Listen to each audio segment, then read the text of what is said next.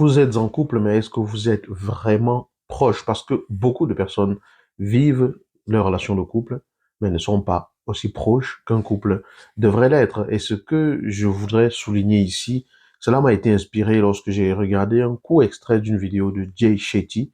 Si vous ne le connaissez pas, je vous invite à aller sur YouTube ou sur Google, vous tapez Jay Shetty, J-A-Y, Shetty, ça s'écrit S-H-E-2-T-I, 2-T-Y, pardon.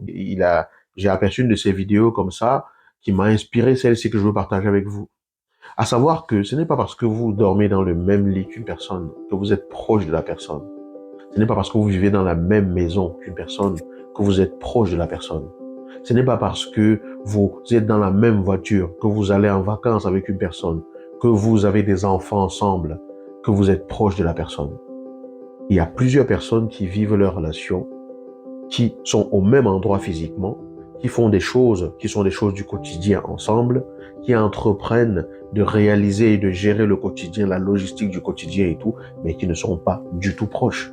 Ces personnes ne sont pas du tout proches. Pourquoi? Parce que il n'y a pas de communication de cœur à cœur. Être proche de quelqu'un, c'est vraiment être au présent et au plus près de ce que la personne vit dans son cœur. Demande-toi si tu es au plus près de ce que ton partenaire vit dans son cœur. Demande-toi si tu es aussi près de ce que ta partenaire vit dans son cœur. Est-ce que tu es au courant de ce qui préoccupe véritablement ton partenaire en ce moment? Est-ce que tu es au courant de ce qui préoccupe vraiment ta partenaire en ce moment? Est-ce que tu as le souci de veiller à être présent ou présente lorsque cette personne exprime quelque chose et qui la tracasse, qui la dérange et qui la préoccupe? Est-ce que tu as le souci d'être ouvert et ouverte lorsque cette personne parle de quelque chose et qui la touche, qui la préoccupe et qui l'empêche même de dormir?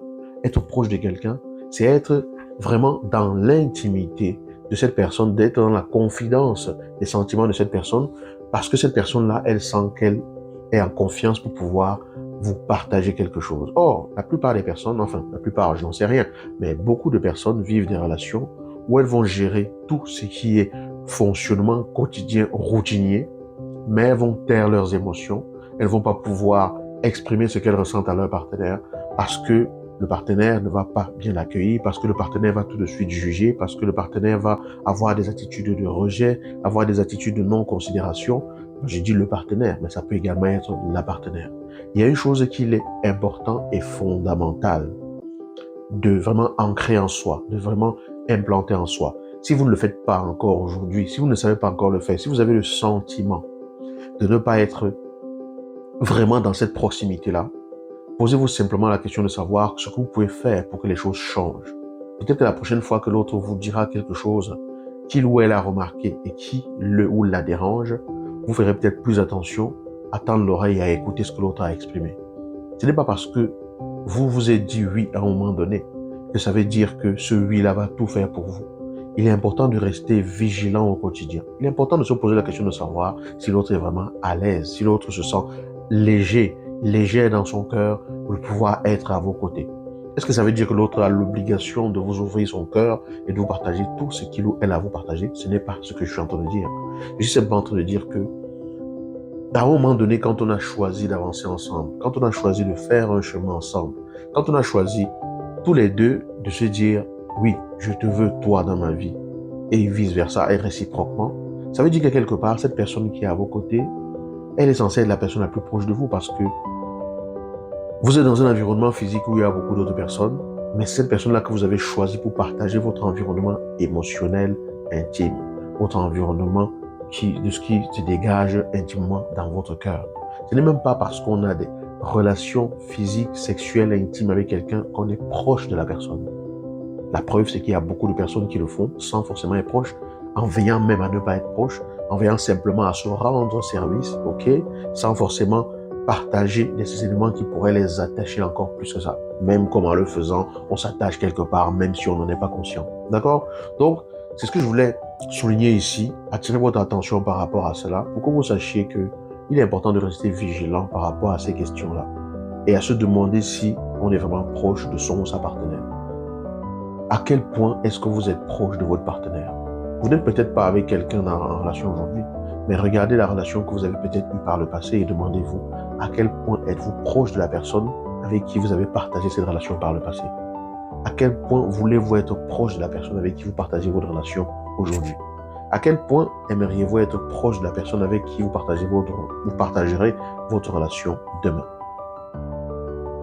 Être en couple et vivre pleinement le couple, de manière pleinement épanouie, de manière pleinement épanouissante pour les deux, demande à ce que tous les deux, on soit vraiment proches l'un de l'autre.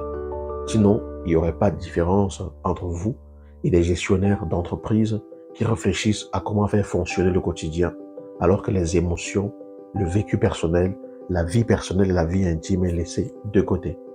Voilà, c'est cette réflexion que je voulais partager avec vous. J'espère que cette vidéo vous aura inspiré. J'espère que vous allez en tirer le meilleur. Il n'y a pas de leçon à donner ici. Il n'y a pas de vérité absolue en quoi que ce soit. Parce qu'ici, je ne vous dis pas la vérité. Ici, je vous partage simplement ma vision et je sème simplement des graines. Parce que je suis un semeur de pépites et de graines de conscience. Mon nom est Yannick TM. Si c'est la première fois que vous m'écoutez, que vous me découvrez, que vous arrivez ici, je vais vous inviter à vous abonner. Je vais vous demander également de partager cette vidéo si elle a trouvé un quelconque écho en vous ou si vous pensez qu'elle peut aider qui que ce soit. Partagez-la massivement, aimez-la, laissez-moi un commentaire pour me dire ce que vous en avez pensé. Et j'aimerais souligner également que tous les jours, enfin pas tous les jours, mais tous les dimanches, pardon, ici même à 19h, heure de Paris, nous sommes en direct, en live pour échanger sur un sujet, voilà, qui nous permet de grandir tous ensemble. Je vais donc vous dire à dimanche prochain, 19h, heure de Paris. Portez-vous bien. Ciao.